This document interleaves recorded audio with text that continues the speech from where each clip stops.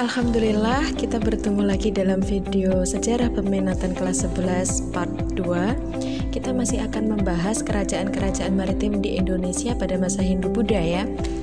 Nah, kerajaan apa saja yang sudah kita bahas? Ya, betul sekali. Kerajaan Kutai, kemudian ada Kerajaan Tarumanegara, selanjutnya ada kerajaan Buddha besar di Indonesia yaitu Kerajaan Sriwijaya. Kemudian yang baru saja kita bahas di video part 1 yaitu Kerajaan Mataram kuno dan Kerajaan Kediri. Dalam video kali ini kita akan membahas dua kerajaan lagi, yaitu yang pertama Kerajaan Singhasari atau lebih kita kenal sebagai Kerajaan Singosari. Kerajaan Singosari diperkirakan beribu kota di Tumapel, Malang, Jawa Timur. Keberadaan Kerajaan Singosari dibuktikan melalui candi yang ditemukan di sekitar Tumapel dan dijelaskan dalam kitab Negara Kertagama dan Pararaton. Sistem politik pemerintahan Kerajaan Singosari.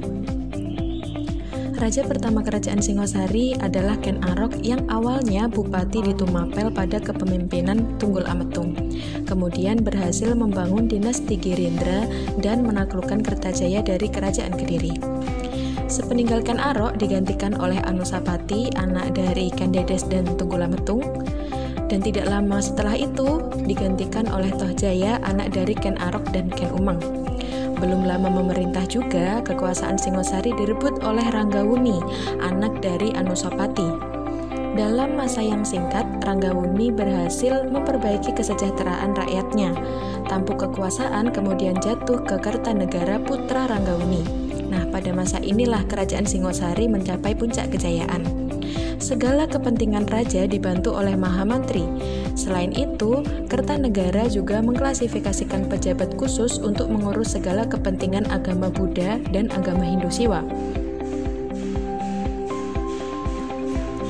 Kerajaan Singosari juga mempunyai dua ekspedisi, yaitu ekspedisi Pamalayu dan ekspedisi Campa. Kehidupan sosial Kerajaan Singosari. Kehidupan masyarakat Singosari tergantung oleh perhatian raja-rajanya. Nah, pada masa Ken Arok, kehidupan rakyat cukup terjamin, namun terus mengalami penurunan kesejahteraan karena konflik antar keluarga kerajaan. Masyarakat Kerajaan Singosari mulai membaik pada masa pemerintahan Ranggawuni. Kehidupan ekonomi. Perekonomian Kerajaan Singosari bertumpu pada sektor pertanian dan perdagangan. Pusat perdagangan di tepi Sungai Brantas dan masa pemerintahan Kertanegara membangun pelabuhan perdagangan di Pasuruan.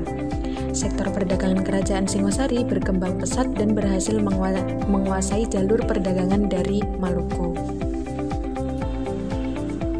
Kehidupan budaya Kerajaan Singosari. Dalam bidang kebudayaan, masyarakat Kerajaan Singosari memiliki keahlian dalam memanfaatkan batu bata untuk membangun candi.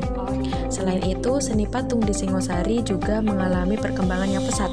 Hasil karyanya berupa patung, antaranya yaitu patung Ken Dedes sebagai perwujudan Dewi Prajna Paramita. Nah, berikut beberapa peninggalan candi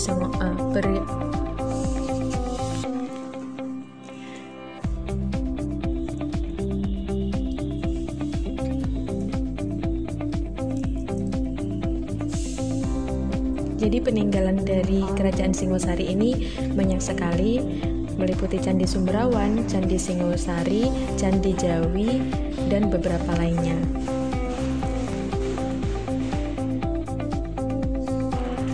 Kerajaan selanjutnya yang akan kita bahas adalah Kerajaan Majapahit. Nah, Kerajaan Majapahit ini merupakan kerajaan Hindu terbesar di Indonesia yang diperkirakan berpusat di Trowulan, Mojokerto, Jawa Timur.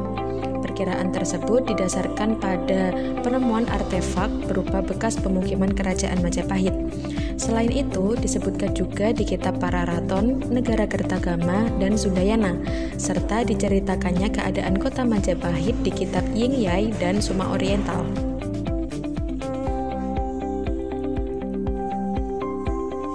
Politik sistem pemerintahan Kerajaan Majapahit.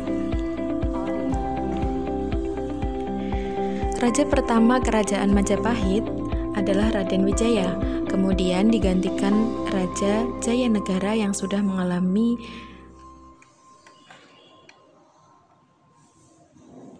terus mengalami konflik sehingga harus mengungsi ke Bedander. Di tengah pemberontakan tersebut, Gajah Mada berhasil menumpasnya dan kemudian diangkat menjadi pati di Kahuripan dan Daha. Pada masa Tribuana Tunggadewi, Gajah Mada diangkat menjadi Mahapati. Dalam upacara pelantikannya, ia mengucapkan Sumpah Amuktipalapa di mana ia tidak akan menikmati kesenangan sebelum menyatukan wilayah Kepulauan Nusantara di bawah Kerajaan Majapahit. Masa pemerintahan Hayam Wuruk, Gajah Mada hampir berhasil mewujudkan sumpahnya, sehingga menandai masa kejayaan di pemerintahan Hayam Wuruk. Pada pemerintahan Hayam Wuruk, struktur pemerintahan dan birokrasi kerajaan berjalan dengan baik, sampai akhirnya Hayam Wuruk wafat dan digantikan oleh Dyah Kusumawardhani. Namun pelantikan Dyah Kusumawardhani ditentang oleh Bre Werabumi, anak selir dari Hayam Wuruk. Konflik saudara ini memicu adanya Perang Paregreg.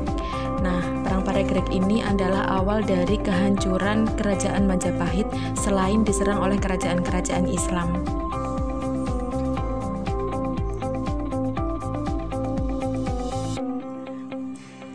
Kehidupan sosial Kerajaan Majapahit.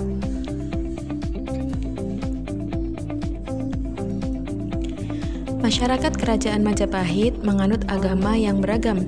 Meskipun demikian, mereka tetap hidup berdampingan dengan rukun. Dituliskan di kitab Sutasoma oleh Mpu Tantular, masyarakat Kerajaan Majapahit yaitu berbeda-beda tetapi tetap satu jua atau Bhinneka Tunggal Ika. Kehidupan ekonomi. Kegiatan perekonomian Kerajaan Majapahit tidak dapat dipisahkan dari keberadaan Sungai Brantas. Selain sebagai irigasi pertanian, Sungai Brantas juga digunakan sebagai sarana transportasi dan perdagangan. Kerajaan Majapahit membangun pusat perdagangan dan pelabuhan utama Majapahit di hilir Sungai Brantas yaitu Ujung Galuh.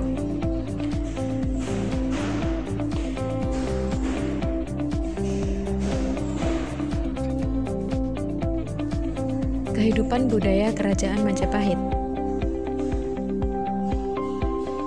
Kerajaan Majapahit sangat memperhatikan perkembangan budaya.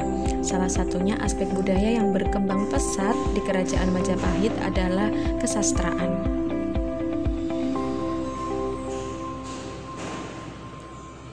Nah, jadi kita akan menemukan beberapa kompleks di Trowulan, salah satunya Gapura Bajang Ratu. Kemudian kita juga akan menemukan lambang dari Kerajaan Majapahit, yaitu lambang Surya Majapahit.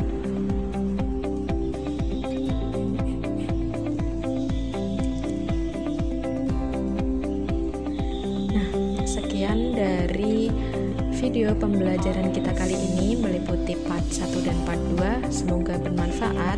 Stay safe and stay healthy. Wassalamualaikum.